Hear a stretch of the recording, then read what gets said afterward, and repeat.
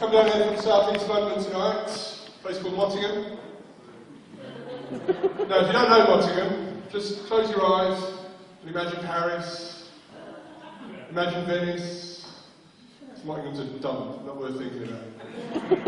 Is there anybody from Nottingham here tonight? Yay! There you go, see, proof electronic tagging does not work. I'm only joking, that's my wife. She's on bail. Like a lot of places in the UK, Nottingham has changed over the years with the economy. I used to be able to go into my local shop with £1 or so in my pocket, get a loaf of bread, a pint of milk, newspaper, maybe the odd can of beer if I felt like it. Can't do that these days, can you? Security cameras everywhere now. It's not all bad in Nottingham, there are some nice bits. We've got our own little nature reserve there called the Tarn, or a little bit of green belt. I like to take the kids there on a Sunday afternoon, feed the rats. It's brilliant. Throw a bit of bread, watch them fight the squirrels for them. It's like West Side Story with rodents. Because that is one of the problems with these inner city green spaces, isn't it? They do attract pests. I mean, you've only got to look at some of the big parks in central London. They're completely overrun by vermin. Fair enough, some people quite like the Royal Family. What do we feel about the Royal Family here in Verwood? Do we like the Royal Family? Yeah. Are we excited about the Jubilee? Yeah. So I imagine it's quite easy to get excited about the Jubilee in a place like Verwood. Because you probably have lovely street celebrations with bunting and Pim's cocktails and games of tug-of-war. I tried to arrange a street party in Nottingham for the royal wedding. I ended up with an afternoon of offensive graffiti, alcohol pops, and a hearty game of pin the tail on the PCSO. But speaking of the royal wedding, I do think though, when I look back at it, that William did quite well for himself there. He was punching well above his weight. And that wasn't always the case though, because he was quite a handsome young guy, but it all seemed to have gone horribly wrong for him somewhere. See, my theory is, unfortunately for William, as he's got older, he started to look more and more like his dad, right? Unfortunately for Harry, so is he. I'll tell you a bit about myself. I like to do a bit of charity. Just the other day, the local church came knocking on my door. They were collecting for the women of Africa. And they said two of the biggest needs in Africa are underwear and food. So I donated 12 packs of little knickers. Just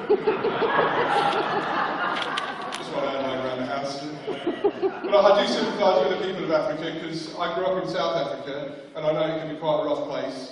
I visited there in December and I was stopped at Johannesburg International Airport at Customs. This burly customs official stopped me and says, "Excuse me, sir, are you carrying any weapons or firearms about your person today?"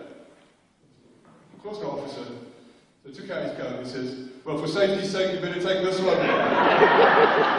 So it can be a rough place, but I'm quite used to it though, because I work for the NHS, I work in the A&E department of a big hospital, and I see some pretty scary things. You know? Drugs, violence, alcohol abuse, anything to get through the day, really. And my boss is quite supportive of my fledgling comedy career, because you know, when you start doing things like this, people say stuff like, "Oh, have you got a day job?" Yeah, he's never said that to me. My dad was in the emergency services. He had the flashing lights, the siren, all that. He used to sell ice cream to fat kids in Sheffield.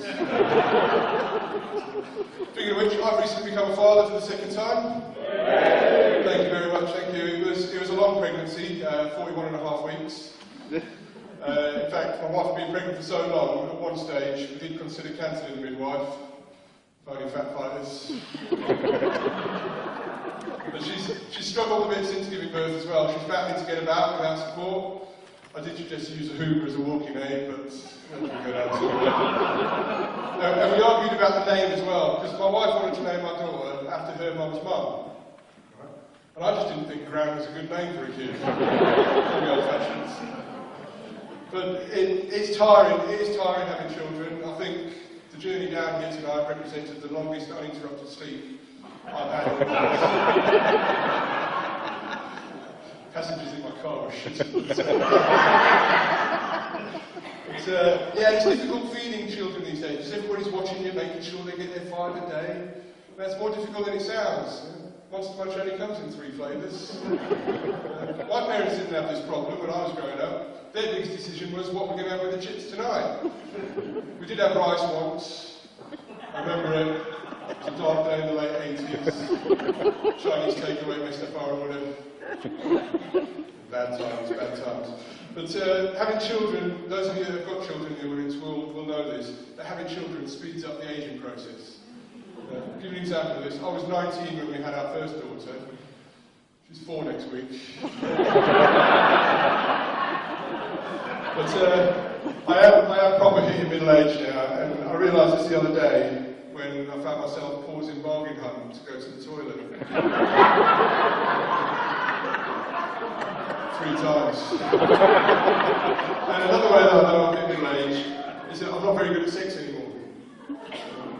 I used to be great at it when I was younger, and it was only me involved. I just find it really difficult to be sexy as a middle-aged man. I mean, just the other day I thought I'd try and turn the wife on, so I stripped down to my underwear, did a provocative little dance for her. She just laughed at me. And it wasn't because of my dancing skills either. Turns out, it's practically impossible to be sexy. Got a little bit of wee on the front of your pants. I'm going to leave you with that mention, because you can absolutely love me.